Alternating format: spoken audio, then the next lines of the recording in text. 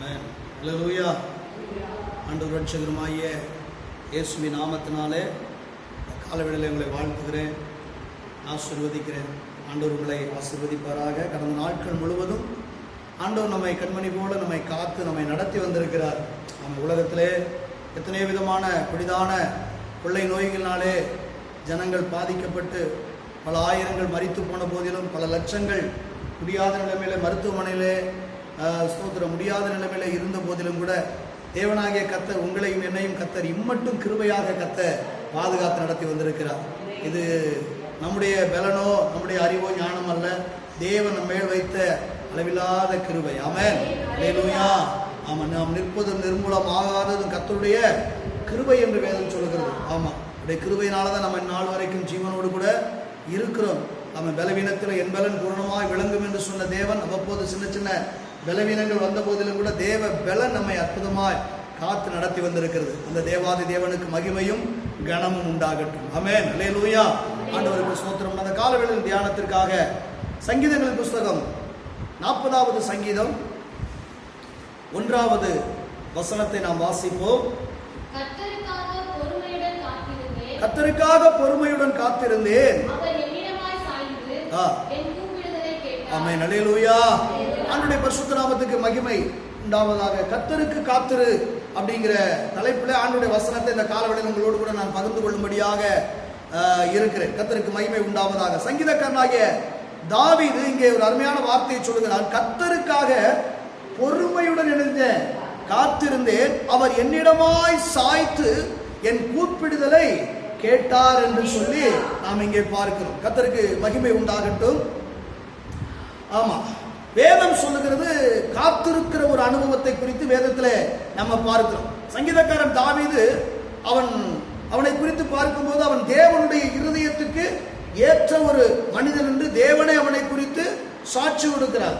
ஆமா, அவன் இருதயத்துக்கு ஏற்றவன், எனக்கு சித்தமானதெல்லாம் அவன் எனக்கு செய்வான் என்று சாட்சி பெற்றவன் இந்த தாவீது. தாவீது நல்ல ஒரு துதிக்கிறவன், நல்ல ஆண்டவரை பாடி ஆராதிக்கிற ஒரு மனுஷன். அதோடு மாத்திரமல்ல, அவன் நன்றாக ஜெபிக்கிற ஒரு மனிதனாய் காணப்பட்டான். தேவனுடைய இருதயத்துக்கு ஏற்ற ஒரு வாழ்க்கை வாழ்கிற ஒரு மனிதனாய் இருந்த போதிலும் கூட அவன் இங்கே பார்க்கிறோம், கர்த்தருக்காக நான் என்ன செய்கிறேன், பொறுமையோடு கூட காத்திருக்கிறேன் என்று சொல்லுகிறான். ஏன்னா அவன் ஒரு எதிர்பார்ப்போடு கூட இருக்கிறான். அந்த எதிர்பார்ப்பு நிறைவேறுவதற்கு கர்த்தரிடத்திலே கர்த்தர் அந்த காரியத்தை எனக்கு செய்ய வேண்டும், எனக்கு அது வாய்க்க வேண்டும் என்று பொறுமையோடு கூட என்ன செய்கிறேன், காத்திருக்கிறேன் என்று சொல்கிறார். இந்த நாட்களிலே ஆமா, காத்திருக்கிற அனுபவங்கள் ரொம்ப என்ன இருக்குது, குறைந்து கொண்டே இருக்குது. ஆயிரத்தி ஒரு அணில சொல்லுங்க. ஆமா, குறைஞ்சு கொண்டே இருக்குது. கர்த்தருக்கு மகிமை உண்டாவதாக. ஆமா ஆமா, எல்லாம் உடனே என்ன செய்யணும், நடக்கணும், உடனே நடக்கணும். தோத்திர கர்த்தருக்கு மகிமை உண்டாகட்டும். ஆமா, ஒரு ஊருக்கு கிளம்புறோம் அப்படின்னா கிளம்பி பஸ் ஸ்டாண்டுக்கு போன உடனே நினைஞ்சிடணும், பஸ் வந்துடணும். ஆமா, அது என்னவோ பாருங்க, நம்ம போன நேரத்துக்கு தான் பஸ்ஸே என்ன செய்யாது, வராது. நம்ம புலமஞ்சிரவில் நாங்க வந்தா தான் பஸ்ஸே என்ன செய்யாது, வராதுன்னு. ஆமா, பஸ் உடனே நினைஞ்சிடணும், வந்துடணும் அப்படின்னு சொல்லி எதிர்பார்க்கிறது உண்டு. அது மாத்திரமல்ல, படிக்கிறோம். அவன் படிச்சு முடிச்ச உடனே நினைஞ்சிடணும், வேலை கிடைச்சிடணும். ஆமா, வேலை கிடைச்ச உடனே அடுத்து நினைஞ்சிடணும்.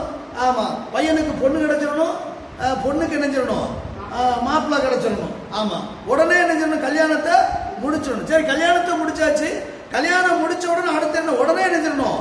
ஆமா ஆமா, தோத்திரம், குழந்தை பிறந்துடணும். ஆமா, எல்லாமே உடனே எதையுமே காத்திருந்து பெற்றுக்கொள்ளக்கூடிய ஒரு மனநிலை இன்றைக்கு யாருக்குமே இல்லவே இல்லை. ஒரு ஆளிலே சொல்லுங்க, எல்லாம் உடனே நடக்கணும், உடனே கிடைக்கணும் அப்படிங்கிறது எல்லாம் அவசரம். கர்த்தருக்கு மகிமை உண்டாவதாக. ஆனா கர்த்தருடைய காரியத்தில் அப்படிப்பட்டது அல்லவே அல்ல. கர்த்தருக்கு ஸ்தோத்திரம். கர்த்தருடைய காரியத்தில் அப்படி அல்ல. நன்றாய் கவனிங்க, கர்த்தருக்கு மகிமை உண்டாவதாக.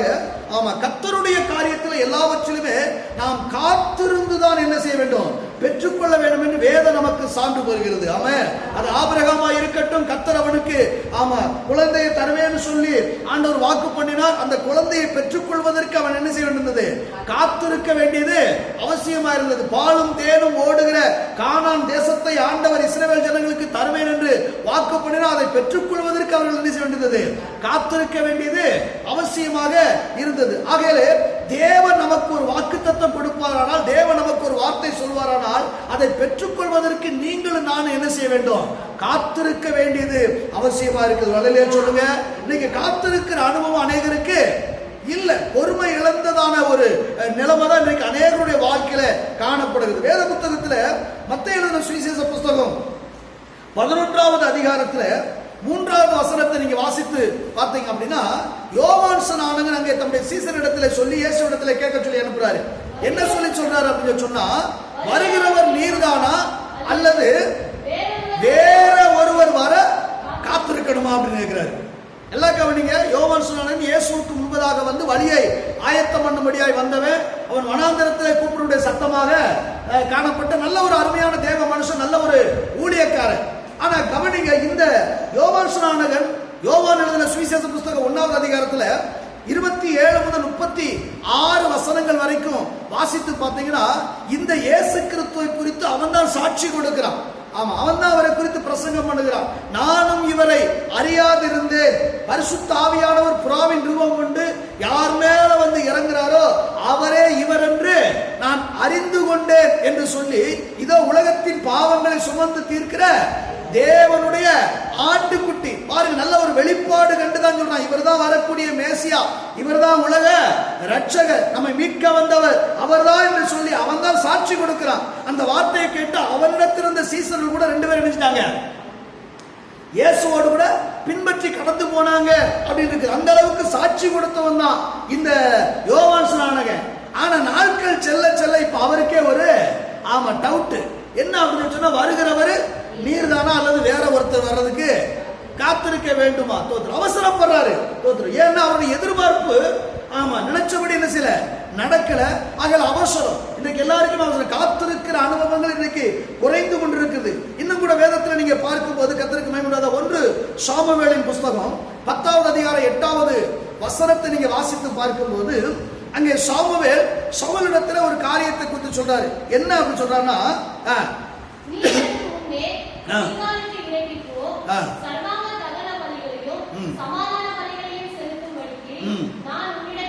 நான் உன்னிடத்துல வருவேன், வந்து 7 நாளாக என்ன செய்ய காத்துரு அப்படிங்கிறார். அவருங்க 1 சாமுவேல் அந்த 10:8 சொல்றாரு, தோத்திரம் நீ இறங்கி எங்க போ? கில்காலுக்கு போ. நான் வந்து பலி செலுத்துற வரைக்கும் நீ என்ன செய்ய 7 நாள் அளவுக்கு என்ன செய்யணும்? காத்திருக்கணும் அப்படின்னு சொல்லி சவுலிடத்துல தோத்திரம் அவன் ஒரு ராஜாவாக அபிஷேகம் பண்ணப்பட்டிருக்கிறப்போ அவனிடத்துல தீர்க்கதரிசியாய் ஊழியக்காரன் சொல்றாரு கர்த்தருடைய வார்த்தையை, நான் வர்ற வரைக்கும் நீ 7 நாள் என்ன செய்யணும்? கில்காலில காத்திருக்கணும் அப்படின்னு சொல்லி. ஆனா அதே தோத்திரம் 1 சாமுவேல் புஸ்தகம் 13வது அதிகாரத்துல 8, 9 ஆகிய வசனத்தை நீங்க வாசித்து பார்ப்பேன் என்று சொன்னா,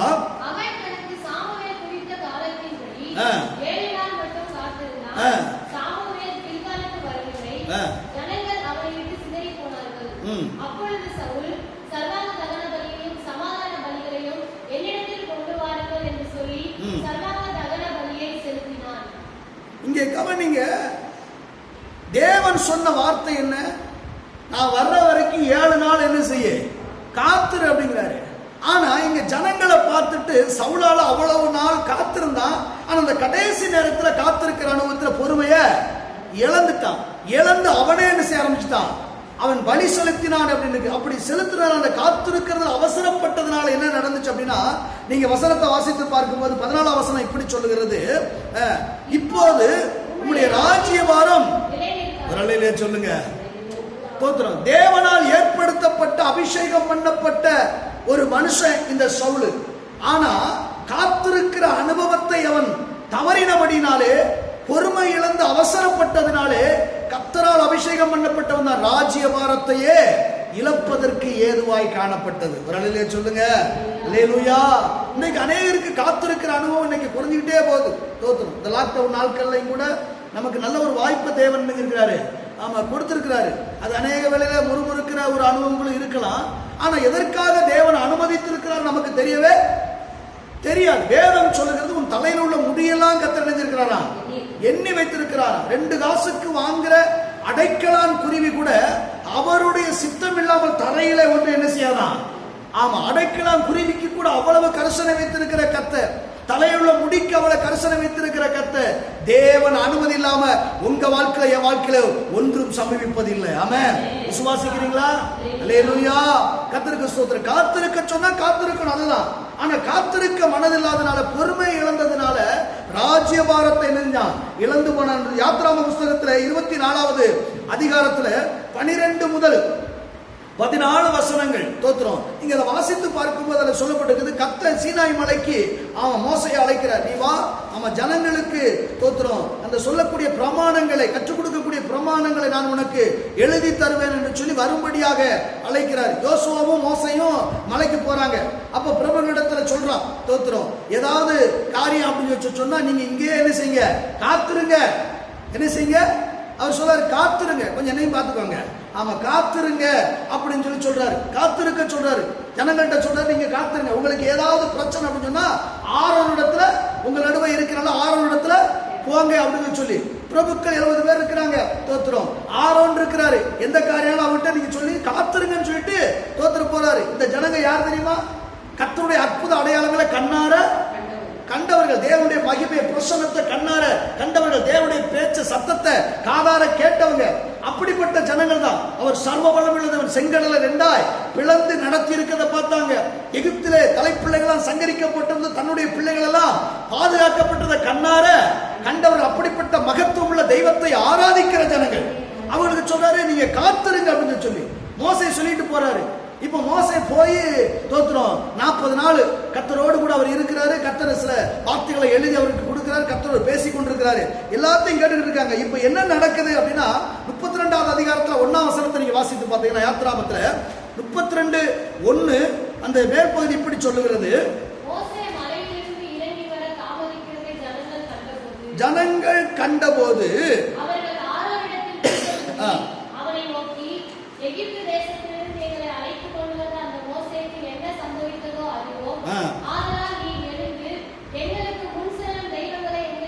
நல்லா கவனிங்க. சொல்றாரு தோத்திரம், மோசேக்கு இப்போ என்ன சம்பவித்ததுன்னு எங்களுக்கு தெரியாது. தோத்திரம். அவ்வளவுதான். காத்திருக்கிறது எவ்வளவு? 40 நாள் காத்திருக்கிறாங்க. ஏன்னா மோசே போய் 40 நாள் தான் காத்திருக்கிறாங்க. ஆனா கர்த்தர் நாட்களை குறிக்கல. இவ்வளவு நாள் கழிச்சு உனக்கு இதை செய்வேன் இப்படின்னு சொல்லல. காத்திருக்க சொன்னா என்ன செய்யணும்? அதுக்கு தான் அந்த வசனம் தாவீது சொல்ல, கர்த்தருக்காக பொறுமையோடு காத்திருக்கிறதுக்கு முதல்ல என்ன வேணும்னா பொறுமை வேணும். ஆமா, யோபை குறித்து ஆவியானவர் அழகாக எழுதியிருக்க, யோபினுடைய பொறுமையை குறித்து கேள்விப்பட்டிருக்கிறோமே, அதனுடைய முடிவையும் நாம் கண்டிருக்கிறோமே அப்படின்னு சொல்லி. காத்திருக்கிறது சாதாரணமான காரியம். கர்த்தரிடத்திலிருந்து ஒரு அற்புதத்தை, ஒரு நன்மையை பெற்றுக்கொள்ளணும்னா காத்திருக்க பழகணும். எவ்வளவு நாள் அப்படிங்கிறதெல்லாம் கிடையாது. ஆமா, கர்த்தர் மனமிறங்கி செய்யும் வரை நம்ம என்ன செய்யணும்? காத்திருக்கணும். ஒரு ஆளிலே சொல்லுங்க. அவங்க சொல்றாங்க காத்திருக்க 40 நாள் தான், அவ்வளவுதான். அதுக்குள்ளே அவசரப்பட ஆரம்பிச்சாங்க. அவசரப்பட்டனால என்ன நடந்துச்சு தெரியுமா? இந்த 7வது வசனம் இப்படி சொல்லுகிறது, அப்பொழுது கர்த்தர் மோசையை நோக்கி, நீ இறங்கி போ, எகிப்து தேசத்தை நடத்தி கொண்டு வந்த உன் ஜனங்கள் தங்களை, ஆமா கர்த்தர் தான் சொல்றாரு, நீ நடத்தி கொண்டு வந்த ஜனங்கள் தங்களை நினைச்சிட்டாங்க, கெடுத்துக்கிட்டாங்க. நீ இறங்கி போ. இன்னும் நீ காத்திருந்த ஜனம் ஒருத்தர் உயிரோட இருக்கவே முடியாதுன்னு தோத்திரம். அவசரப்பட்டதுனால என்ன நினைச்சு தெரியுமா? 3000 ஜனங்களை இழக்க வேண்டிய நிலைமை வந்தது. காத்திருக்க தவறினதுனாலே 3000 ஜனங்கள் அங்கே மாண்டு போன காரியத்தை நாம் வேதத்திலே அறிந்து கொள்ள முடியும். ஒரு அலையிலே சொல்லுங்களேன். ஆண்டவருடைய பரிசுத்த நாமத்துக்கு மகிமை உண்டாவதாக. இந்த நாட்களை நம்முடைய வாழ்க்கையில காத்திருக்கிற ஒரு அனுபவம் நமக்கு தேவையா இருக்கிறது. தாவீது சொல்றான், கர்த்தருக்காக பொறுமையுடன் காத்திருந்தவர் என்னிடமாய் சாய்த்து. ஆமா, தேவன் நம் பக்கம் திரும்பும் வரை தோத்திரம், தேவன் நமக்கு நன்மை செய்யும் வரை, தேவன் நமக்கு உதவி செய்யும் வரை, நாம் எதிர்பார்ப்புகள் நிறைவேறும் வரை நாம என்னதான் செய்யணும்? காத்திருக்க நாம் பழகி கொள்ள வேண்டும். ஒரு அலையிலே சொல்லுங்க. ஆண்டவருக்கு முன்ன கர்த்தருடைய சமூகத்தில் நாம் காத்திருப்பதனால என்ன நன்மைகள் உண்டாகுது? அதை குறித்து ஒரு 3 காரியம் தோத்திரம். ஒரு 3 காரியத்தை நான் சுருக்கமாக மத்தியில நான் பகிர்ந்து கொள்ளும்படியாக இருக்கேன். ஒரு மனிதன் கர்த்தருக்காக, ஒரு மனுஷன் கர்த்தருக்காக காத்திருக்கும் போது என்ன நன்மைகள்லாம் உண்டாகிறது அப்படின்னா, வேதத்துல நமக்கு தெரிந்த ஒரு காரியம் தான், ஒரு நினைப்பூட்டுதல் உங்களுக்கு. ஆமா, ஏசாயா எழுதின தீர்க்க தரிசன புஸ்தகத்துல 40வது அதிகாரம், ஏசாயா எழுதின தீர்க்க தரிசன புஸ்தகம் 40வது அதிகாரத்துல 31ஆம் வசனம் இப்படி சொல்லுகிறது,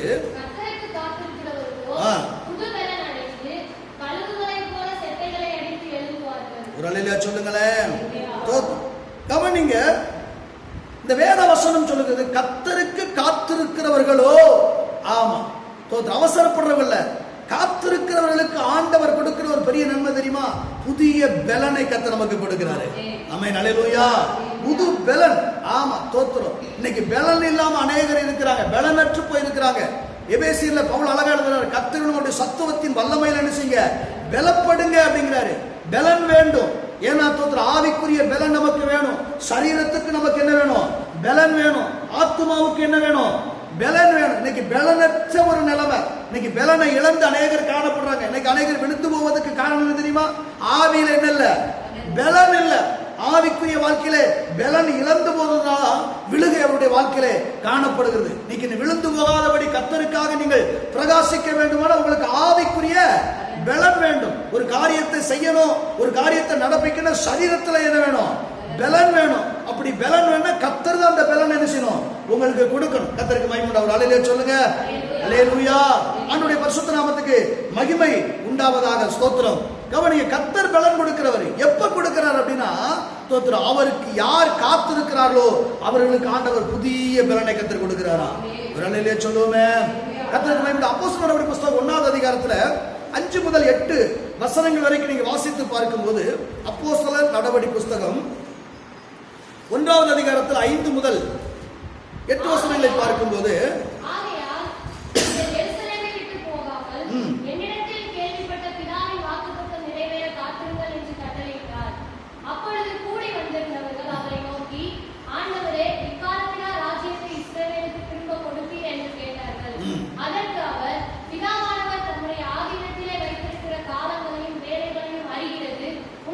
அடுத்ததல்ல சொல்லுவோமே, இங்க ஆண்டவராக இயேசு கிறிஸ்துவான உயிர்த்தெழுந்து தம்மை உயிர் உள்ளவராக ஜனங்களுக்கு தம்மை வெளிப்படுத்துகிறார்.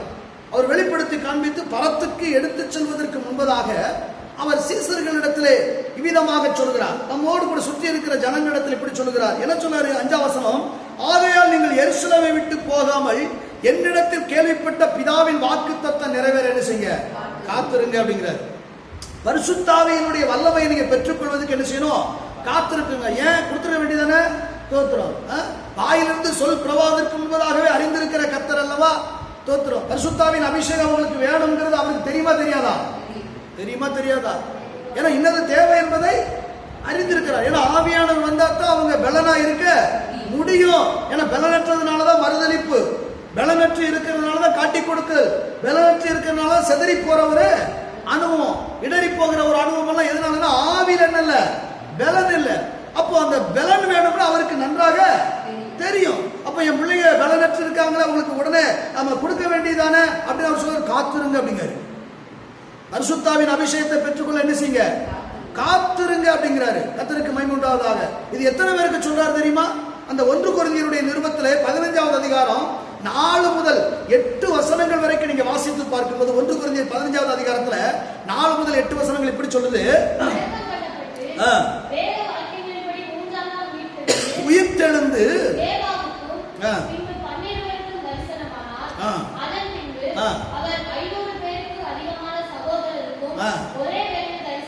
சொல்லுவோமே, எத்தனை பேருக்கு தரிசனமானாரு? 500க்கும் அதிகமான நபர்களுக்கு ஆண்டவர் என்ன செய்றாரு? தரிசனமாகிறாரு. எல்லாருக்கும் தம்மை உயிர் உள்ளவராக 500 பேருக்கு 500க்கும் அதிகமான பேருக்கு இப்ப எல்லாருக்கும் ஆண்டவர் தரிசனமாகிறாரு. தோத்திரம். ஃபர்ஸ்ட் கேபாவுக்கு ஆனாரு. ஆமா. 2வது இன்னொருத்தருக்கு, அடுத்து 500க்கும் அதிகமான அப்படி சொல்லிடுறாரு. அடுத்து கடைசி யாக்கோவுக்கு, அடுத்து அகால பிறவியான எனக்கும் அவர் தரிசனமானார் அப்படிங்கிறாரு. நல்லா கவனிங்க, இந்த 500க்கும் அதிகமான நபர்களுக்கு ஆண்டவர் தரிசனமாகும் போது அவர்களிடத்துலதான் இந்த வாக்குத்தத்தத்தை கொடுக்கிறாரு. என்ன வாக்குத்தத்தம்? பிதாவின் வாக்குத்தத்தம் நிறைவேற நீங்க எருசலேமை விட்டு போகாதபடிக்கு என்ன செய்யுங்க? காத்திருங்க அப்படிங்கிறாரு. எத்தனை பேருக்கு? 500க்கும் அதிகமான நபருக்கு தான் ஆண்டவர் இந்த வாக்கு கொடுக்கிறாரு. காத்திருக்க சொல்றாரு. பரிசுத்தாவின் பலன் உங்களுக்கு வேணும். ஏன்னா பரிசுத்தாவின் இடத்துல வரும்போது நீங்க என்ன செய்வீங்க? அவர் வந்தாத்தான் உங்களுக்குள்ள என்ன இருக்கும்? ஒரு பலன் இருக்கும் அப்படிங்கிறாரு. ஒரு அல்லேலூயா சொல்லுங்க. ஆமா. ஆனா நடந்தது என்ன தெரியுமா? தோத்திரம். எவ்வளவு பேர் எவ்வளவு நாள் காத்திருந்தாங்கன்னு தெரியாது. எல்லாம் போயிட்டாங்க. கடைசியில காத்திருந்தது எவ்வளவு பேர் தெரியுமா? வெறும் 120 பேர். 500க்கும் அதிகமான நபருக்கு ஆண்டவர் இந்த வார்த்தையை சொல்றாரு, காத்திருக்க சொல்றாரு. ஆனா அவங்க எல்லாம் காத்திருக்கல, பொறுமை இழந்துட்டாங்க. என்ன இழந்துட்டாங்க? கர்த்தரிடத்திலிருந்து ஒரு நன்மையை பெற்றுக்கொள்ளனா காத்திருக்க வேண்டிய அவசியம். வேதத்தை நீங்க நன்றாய் வாசித்து பார்த்தீங்கன்னா அப்போஸ்தலர் 2ஆம் அதிகாரத்தில் அழகா சொல்லப்படுது, 120 பேர் அவர் கூடி வந்திருந்த போது. இப்ப காத்திருக்கிறவர் எத்தனை பேரு? 500க்கு அதிகமானவர்கள், வெறும் 120 பேர். அவர்கள் பொறுமையோடு காத்திருந்தபடினாலே பரிசுத்த ஆவியின் அபிஷேகத்தை பெற்று ஆவியிலே பலன் அடைந்தார்கள். ஆமென், அல்லேலூயா. அதைத்தான் கர்த்தருக்கு காத்திருக்கவங்க என்ன செய்வாங்க? புது பலனை பெற்றுக்கொள்ள, இதுவரைக்கும் இல்லாத ஒரு பலனை ஆண்டவராகிய தேவனால் அவர்கள் பெற்றுக்கொண்டாங்க. ஆமென், ஒரு சொல்லுவோமே. ஆமா, இந்த நாட்களில் ஆண்டவர் உங்க வாழ்க்கையில நல்ல ஒரு வாய்ப்புகளை, சந்தர்ப்பத்தை கத்தர் கொடுத்திருக்கிறாரு. ஏன் அப்படின்னு பரிசுத்த ஆவியின் அபிஷேகத்தை பெறாதவங்களை பெற்றுக்கொள்வதற்கு ஒரு வாய்ப்பு. எதுக்கு? நான் காத்திருக்கலாம். ஏன்னா முன்னாடிதான் வேலை இருந்துச்சு, நம்ம வேலை, அதனால எங்களால என்ன செய்ய முடியல, காத்திருக்க முடியல, எங்களால காத்திருக்க முடியல, வேலை ரொம்ப பழு அப்படின்னு சொல்ல. இப்ப எல்லாருமே என்னதான் இருக்குது, இதெல்லாம் நம்ம நினைக்கிறோம். ஒருவேளை தீமையை போல இருந்தாலும் வேதம் சொல்லு தீமையை கர்த்தர் நன்மையாய் மாற பண்ணுகிறது. ஆமா, ஏன்னா யோசேப்பு சொல்ல, நீங்களோ எனக்கு தீமை செய்ய மனதா இருந்தீங்க. கொரோனா நமக்கு தீமை செய்யறது மாதிரி இருக்கலாம், ஆனா கர்த்தர் அதை நன்மையாய் மாற பண்ணுகிற தேவனா இருக்கிறார். எத்தனை பேர் விசுவாசிக்கிறீங்க? தேவ பிள்ளைகள் எப்பொழுதுமே கிறிஸ்துவின் சிந்தை உடையவளா இருக்கணும். பவுல் சொல்றார், எங்களுக்கோ கிறிஸ்து இயேசுவின் சிந்தையே இருக்கு. நம்ம சிந்தை எப்பவுமே மாம்சத்துக்குரியா இருக்க கூடாது, குழம்பிக்கிட்டு வச்சுக்கிட்டு குறை சொல்லிக்கிட்டு அப்படி இருக்க கூடாது. இந்த தீமை எப்படி நன்மையாக மாற்றுகிறது? ஏன்னா தீமையை நன்மையாய் மாற பண்ணுகிற சர்வ வல்லமையுள்ள தேவன் நம்மோடு கூட இருக்கிறார். ஆமென், அல்லேலூயா. ஏன்னா உலகத்தின் முடிவு சகல நாட்கள் நானே கூடவே இருப்பேன் என்று சொன்னவர் அவருக்கு தெரியும். அவருக்கு தெரியும் இப்படிப்பட்ட சூழ்நிலை அவருக்கு தெரியும், வர்றதுக்கு முன்னாடி அவருக்கு தெரியும். ஆனா ஆண்டவர் அனுமதிச்சிருக்காரு. எதுக்கு அனுமதிச்சார்? அவர் செய்யல, ஆனா அனுமதிச்சிருக்கிறாரு. ஆனா நான் என்ன சொன்னா, இந்த நாட்கள் எல்லாரும் வீட்டுல தானே இருக்கிறோம். பரிசுத்தாவின் அபிஷேகத்தை பெற்றுக்கொண்டு அந்த ஆவியில பலனடை எத்தனை பேர் நாம் காத்திருக்கிறவர்களாக இருக்கிறோம். ஆமென், ஸ்தோத்திரம். ஆண்டவர் காத்திருக்க சொல்ல, தாவீது சொல்ல, கர்த்தருக்காக நான் இருந்தேன் பொறுமையோடு. இத்தனை நாளெல்லாம் கிடையாது, அவர் என் பக்கம் திரும்பும் வரை, எனக்கு பதில் கொடுக்கும் வரை, என் பக்கம் சாயும் வரை நான் பொறுமையோடு கூட காத்திருந்த அவர் என்னிடமாய் சாய்த்து. ஒரு அலையிலே சொல்லுங்க, அல்லேலூயா. அந்த அனுபவம் அப்படி பெற்றிருக்கிறீங்களா? கர்த்தருக்காய் நீ காத்திருந்தா, தெய்வ பிள்ளையை நீ கர்த்தருக்காக நீங்க காத்திருந்தா நீங்கள் புது பலனை பெற்றுக் கொள்வீங்க. இன்னைக்கு ஆவியில நமக்கு ஒரு பலன் வேண்டும். சபையில கூடி எல்லாரும் ஆவியில நிரம்பி அந்நிய பாஷை பேசும்போதுதான் ஒரு பாட்டை படிச்சு வல்லமை உண்டு படிச்சா தான் ஆவியில பலன் வரும் அப்படின்னு கிடையாது. நீ தனித்து நீ காத்திருந்தாலும் சரி, ஆண்டவன் ஆவியில பலப்படுத்த அவர் வல்லவரா இருக்கிறார். பத்மதீவில தனித்து விடப்பட்டதான ஆமென் ஸ்தோத்திரம் யோவான் என்கிற மனிதன் கர்த்தருடைய நாளில் அவன் ஆவிக்குள்ளாய் மாறினான். தனியா இருந்தாலும் ஆவியான உன்னை பலப்படுத்துவதற்கு அவர் வல்லமை உள்ள கர்த்தராய் இருக்கிறார். கையை வைத்து சொல்லுவோமே, ஆண்டவருக்கு மகிமை உண்டாதாக. யாத்ரா புஸ்தகம் 32ஆம் அதிகாரம் 7ஆம் வசனத்தை ஏற்கனவே நம்ம பார்த்தோம். ஒரு சம்பவத்தில் இருக்குது. என்ன அப்படின்னு சொன்னா, மோசே ஆண்டவர் அழைக்கிறாரு, மேல போய் அவன் கர்த்தருடைய சமூகத்துல காத்திருக்கிறான், கர்த்தருடைய சமூகத்திலேயே இருக்கிறான். கர்த்தர் பார்த்து சொல்றாரு, என்ன சொல்றாரு? மோசே, நீ கூட்டு வந்த ஜனங்க தங்களை கெடுத்துக்கொண்டா, நீ இறங்கி போ அப்படிங்க. அவர் போன்னு சொல்ற வரைக்கும் இவர் சமூகத்துல என்ன செய்றாரு? காத்து கிடக்காரு. அவர் போன்னு சொல்ற வரைக்கும். ஆனா நம்ம அப்படியெல்லாம் கிடையாது, நம்ம ஜெபம் அப்படியெல்லாம் கிடையாது. தேவ சமூகத்துல உட்கார்ந்தோம்னா நம்ம எடுத்துக்கிற ஒரு வார்த்தை எடுத்துக்கிறோம், 1 மணி நேரமாவது ஆமா விழித்திருந்து என்னோடு கூட, ஆமா என்னோடு கூட நீ விழித்திருக்க கூடாதா? 1 மணி நேரமா விழித்திருந்து ஜெபிக்க கூடாதா? அப்படின்னா 1 மணி நேரம் ஜெபம் பண்ணியாச்சுன்னா ஒரு மனசுல நின்றுது. சரி, நம்ம 1 மணி நேரம் நினைச்சிட்டோம், ஜெபம் பண்ணிட்டோம், ரைட்டு தோத்துறோம். அது அடிக்கடி மணியை வேற பார்த்துக்கிறோம், மணி ஆயிடுச்சா ஆகலையா அப்படின்னு. அது 1 மணி நேரம், அது ஒரு ஒரு நிறைவு நமக்குள்ள உண்டாகிறது. ஆனா மோசே அப்படி இல்லை. மோசே வாழ்ந்து விட்டாரு, போய் கர்த்தருடைய சமூகத்துல காத்து கிடக்கிறான். ஆமா, அவர் எவ்வளவு நேரம் பேசுவார், எவ்வளவு நாள் பேசுவார் அப்படின்னு சொல்லல. ஆனா அவன் காத்து கிடக்கிறான். கர்த்தரா பார்த்து தான் செய்றாரு, நீ போ அப்படிங்கிறாரு. போன்னு சொல்லு வரைக்கும் தோத்துறோம். நம்ம நினைப்போம், அவர் என்னைக்கு போன்னு சொல்ல, ஹலோ, அவர் என்னைக்கு நம்மள தேவ சமூகத்துக்கு வாண்டுதான் சொல்றாரு, போன்னு சொல்லவே. ஆமா, தோத்துறோம். அதனாலதான் சங்கீதக்காரன் அந்த 27:4 அழகா சொல்ல, கர்த்தரிடத்தில் ஒன்றை நான் கேட்டேன், அதையே நான் நாடுவேன். நான் கர்த்தருடைய ஆலயத்திலே ஆராய்ச்சி செய்யும்படியாக, அவருடைய மகிமையை காணும்படி ஜீவன நாளெல்லாம் கர்த்தருடைய ஆலயத்துல தங்கி இருப்பதையே. ஒரு அலையிலே சொல்லுங்க. ஆமா, யோசுவாங்கிற மனுஷனை குறிச்சு நீங்க பாத்தீங்கன்னா, நூனின் குமாரனாகிய யோசுவா என்னும் வாலிபன் ஆசரிப்பு கூடாரத்தை விட்டு பிரியாத இருந்தான். கிடக்கிறாங்க, அப்படியே காத்து கிடக்கிறானோ. அதனாலதான் தோத்துறோம். அத்தனை லட்சம் பேர் இருக்கும் போதுல யோசுவாவை கர்த்தர் தலைவனாய் மாத்தினாரு. ஆமென், அல்லேலூயா.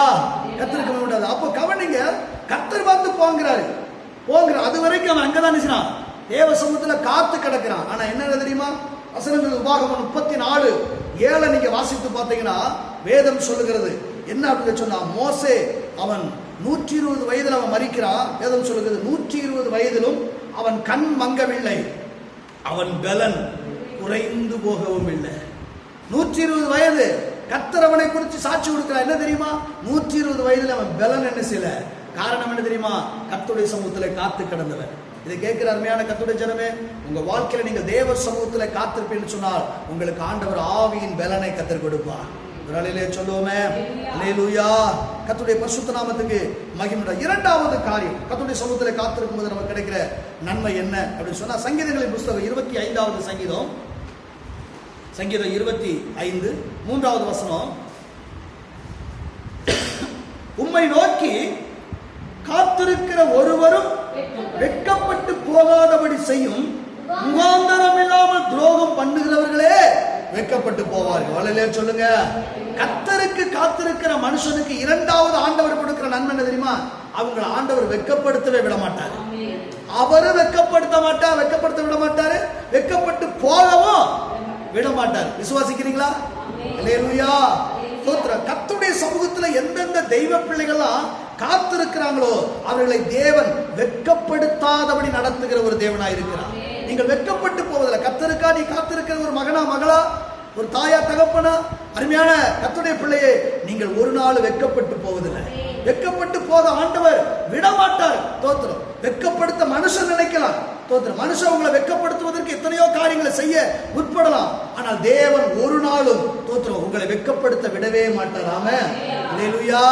தோத்திரம். ஆமா, படிக்கிற இடமா இருக்கலாம், வேலை செய்கிற இடமா இருக்கலாம், தோத்திரம், எந்த இடமா இருக்கட்டும், எந்த இடத்திலும் தெய்வ பிள்ளைகள் தேவ சமூகத்தில் காத்திருக்கிற பிள்ளைகளை வெட்கப்படுத்த ஒரு நாளும் அவர் அனுமதிக்கிற தேவன் அல்ல.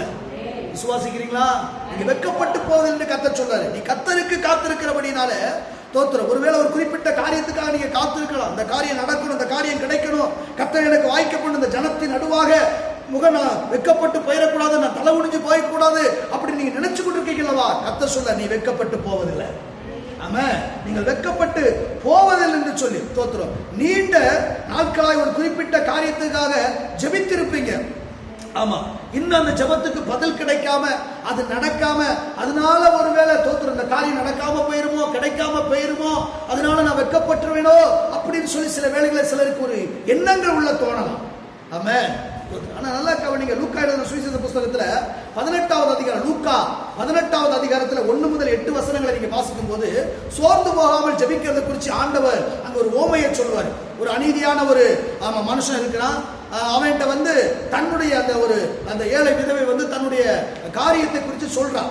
ஆமா, அவன் அநீதியானவன் அப்படின்னு சொல்லி சொல்லப்பட்டிருக்குது.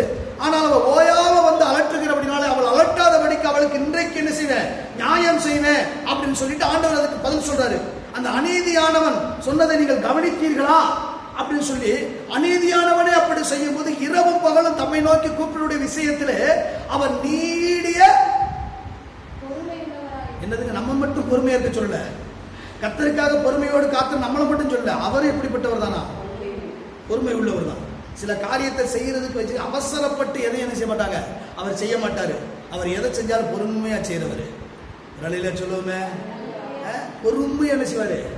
ஆமா, பொறுமையாத்தான் இந்த காரியத்தை அவரு அவசரப்பட்டு, நம்ம அவசரத்துக்கெல்லாம் அவர் ஆளாகவே, நம்ம தான் சொன்ன உடனே அப்படி என்ன செய்யுது நடக்கணும், சொல்லிட்டீங்களா உடனே.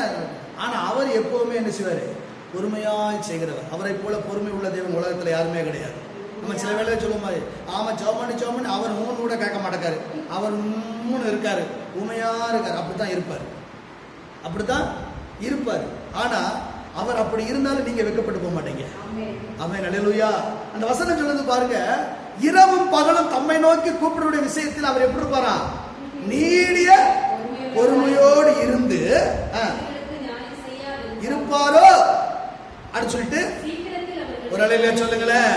அதுதான் அவர் சொல்றாரு, நியாயம் செய்யாம இருப்பாரோ, பொறுமையா இருக்கிறாரு, ஆனா சீக்கிரத்துல செய்வாராம். ஒரு அலையில சொல்லுங்க, ஒரு நம்பிக்கைக்குரிய வார்த்தையை சொல்றாரு. நீ காத்திருக்கல, அவன் உனக்கு பதில் கிடைச்சா தான் நீ வெட்கப்பட்டு போக மாட்டேன். இந்த சத்துருக்கு மத்தியில் அவன் தலையை நான் உயர்த்தணும்னா நீ வெட்கப்பட்டு போகாம இருக்க, சீக்கிரத்துல செஞ்சுதான், இது அவரை சேர்ந்தது. ஒரு அலையில சொல்லுங்க, அல்லேலூயா. சீக்கிரத்துல செய்வேன் அப்படிங்கிறார். இன்னைக்கு நம்ம வாழ்க்கையில என்னன்னு சொன்னா அந்த பொறுமை இல்லை, காத்திருக்கிற அனுபவத்துல பொறுமை இல்லை. கர்த்தருடைய பிள்ளையே, நீங்கள் பொறுமையோடு காத்திருக்கும் போது ஆமா ஆண்டவர் நம்முடைய முகத்தை ஒரு நாள் என்ன செய்ய மாட்டாரு, வெட்கப்பட்டு போக ஒரு நாளும் அவர் விடுகிற தேவன் அல்ல. ஆமென், அல்லேலூயா. யாத்திராகம புத்தகம் 33வது அதிகாரத்துல ஏசாயா எழுதின தீர்க்கதரிசன புஸ்தகம் 49வது அதிகாரத்துல 23வது வசனத்தை நீங்க வாசித்து பார்த்தீங்க அப்படின்னு சொன்னா 49:23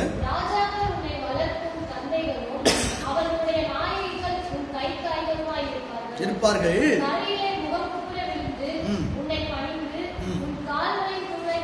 நக்குவார்கள். சொல்லுங்க, அவர் சொல்ல, நான் கர்த்தர்ப்பா, நான் மனுஷன் கிடையாது.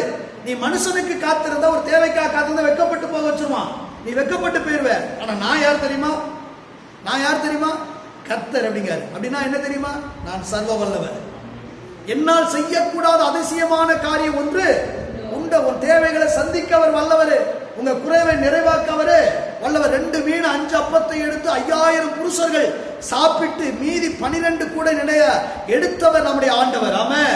அந்த தேவனை நீங்களும் நானும் ஆராதிக்கிறோம்.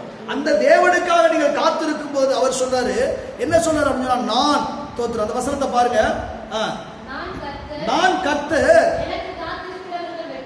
ஒரு அலையிலே சொல்லுவோமே, அவர் சொல்ற, நான் கர்த்தர்ப்பா, நீ மனுஷனுக்கு இல்ல, எனக்கு காத்திருக்கிற, நீ என்ன செய்ய மாட்ட, வெட்கப்பட்டு போவது இல்லை. நல்ல சொல்லுங்க. அப்ப கர்த்தருக்காக நாம் பொறுமையோடு காத்திருக்கும் போது ஆண்டவர் நம்மை வெட்கப்படுத்தாதபடி நடத்தவர் வல்லவராக.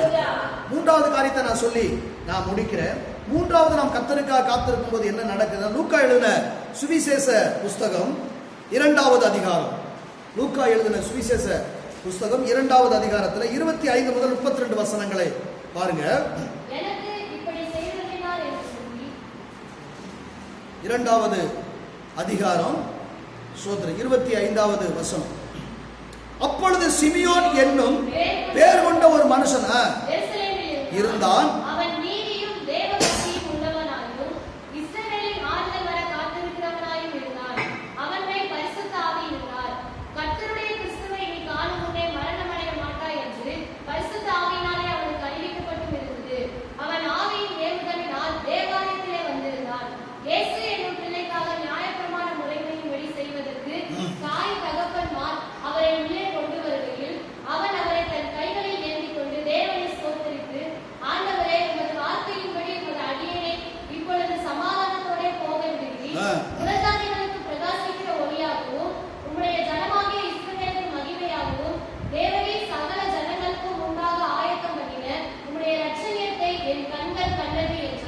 சொல்லுமே.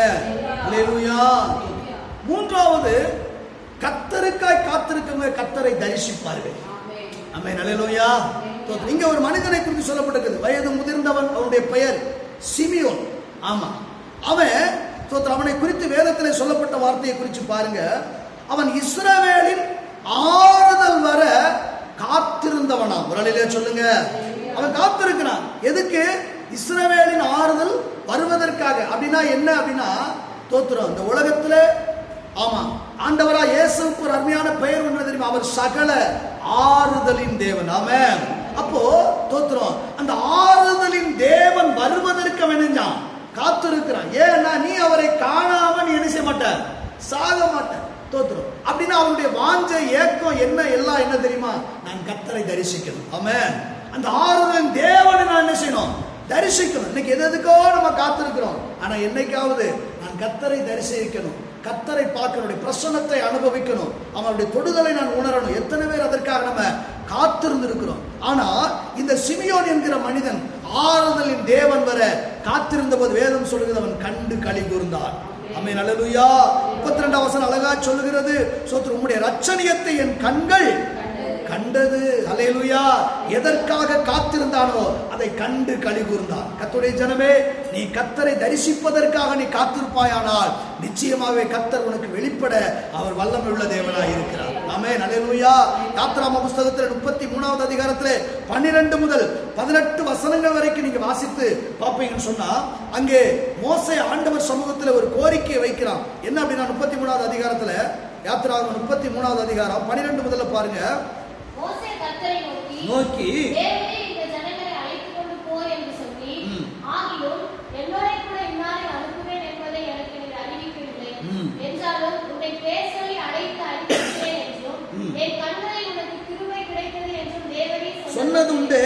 உம்முடைய கண்களில் இப்பொழுது எனக்கு கிருபை கிடைத்ததானால் நான் உன்னை அறிவதற்கு. கேளுங்க, அவன் ஒண்ணு சொல்றான், ஆண்டவர்கிட்ட வைக்கிறான், என்னை அழைத்தது நீங்க தான், என்னை அழைச்சு அறிஞ்சிருக்குன்னு சொன்னீங்கல்ல, பேர் சொல்லி அழைச்சது உண்மைன்னா அவன் தேவ சமூகத்துல அவனுடைய விருப்பம் வாஞ்சை என்னமெல்லாம் என்ன தெரியுமா?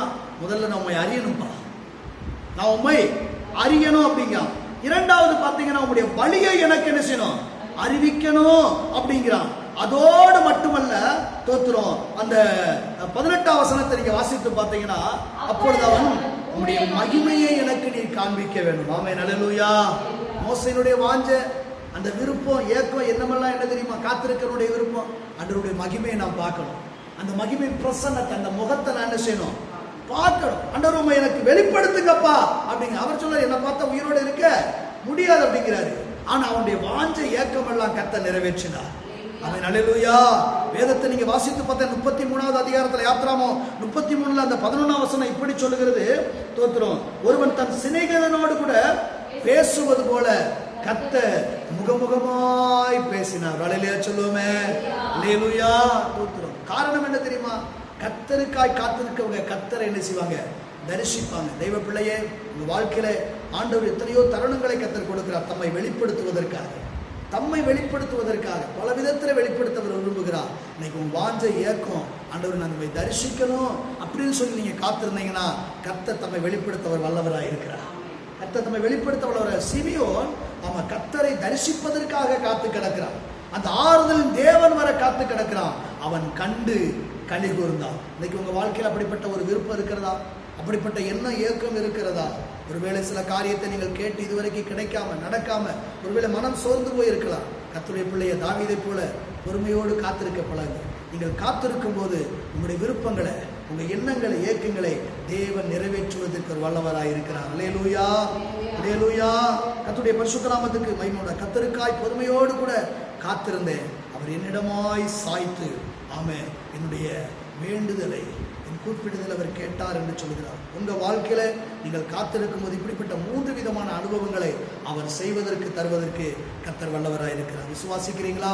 விசுவாசிக்கிறீங்களா? இந்த நாட்களில் ஒரு தீர்மானம் எடுப்போம், ஆண்டவரே நானும் உங்க சமூகத்தில் நான் காத்திருக்க என்னை அர்ப்பணிக்கிறேன்னு சொல்லி அர்ப்பணிங்க. கர்த்தர் மெய்யாகவே இந்த அனுபவத்துக்குள்ளாய் தேவன் நடத்துவார். கர்த்தர் உங்களை ஆசீர்வதிப்பாராக. ஆமென், ஆமென். நாம் ஜெபிப்போம்.